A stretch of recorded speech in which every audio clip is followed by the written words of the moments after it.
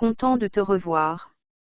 Rappelez-vous comment j'ai dit qu'il n'y avait pas une formule ou un modèle exact à suivre lors de la conduite de rétrospective. C'est parce que chaque équipe apprend, s'adapte et grandit différemment. Dans cette vidéo, nous allons parler de la façon de mener une rétrospective. Différentes situations appellent différentes tactiques, et lorsqu'il s'agit de recevoir des commentaires potentiellement sensibles, il est préférable de prendre en compte les besoins de votre équipe. Il y a quelques points à garder à l'esprit avant de commencer une rétrospective. Tout d'abord, vous voudrez garder un ton positif tout au long du processus. N'oubliez pas que même s'il y a des conversations difficiles, l'objectif d'une rétrospective est d'encourager les améliorations, qui vous préparent à de futurs projets. En général, la rétrospective doit être considérée comme une expérience positive où les membres de l'équipe se sentent à l'aise de partager leurs commentaires. Ensuite, vous devrez peut-être être attentif aux équipes extérieures à la vôtre. S'il y a d'autres équipes avec lesquelles vous travaillez régulièrement, elles devront également être impliquées dans la rétrospective. Par exemple, certaines équipes adjacentes qui faisaient partie du projet peuvent avoir l'impression de vouloir exprimer leur opinion sur la lutte pour maintenir la communication entre les équipes.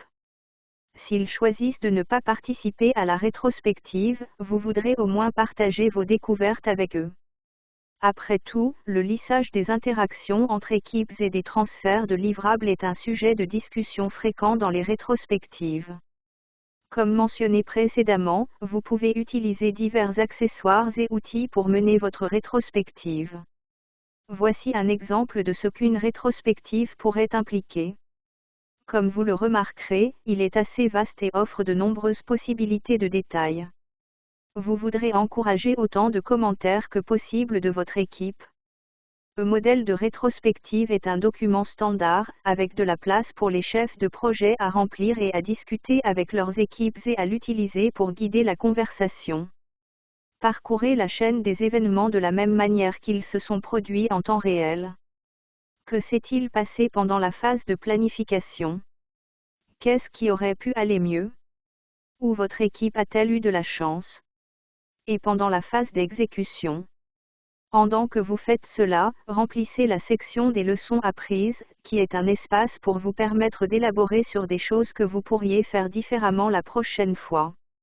Il s'agit d'un espace pour inclure quels risques se sont matérialisés au cours de votre projet. Y a-t-il eu un grand écart entre le plan initial et son exécution? Qu'en a pensé l'équipe? Peut-être que plusieurs des membres de votre équipe de projet ont commenté le fait que le lancement du site web n'a pas respecté la date limite initiale.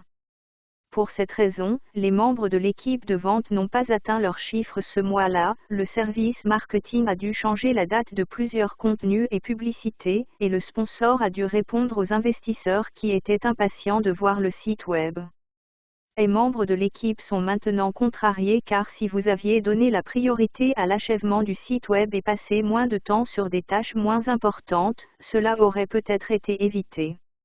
C'est un retour d'information difficile, mais il est pertinent pour les succès futurs de se demander pourquoi ce risque s'est matérialisé. La prochaine fois, vous vous assurerez de prioriser une tâche avec autant de dépendance. Maintenant que vous avez vu comment tout s'est passé, construisez un avenir meilleur pour votre équipe en remplissant les tableaux restants. Le premier est des éléments d'action et abordera la question « Quelle action devrions-nous prendre à la suite de nos leçons apprises ?»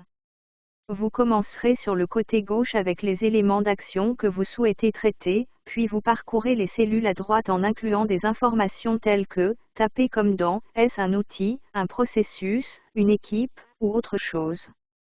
Propriétaire, à qui appartiendra cet élément d'action? Et les liens relatifs, pensez à l'endroit où nous suivons cet élément.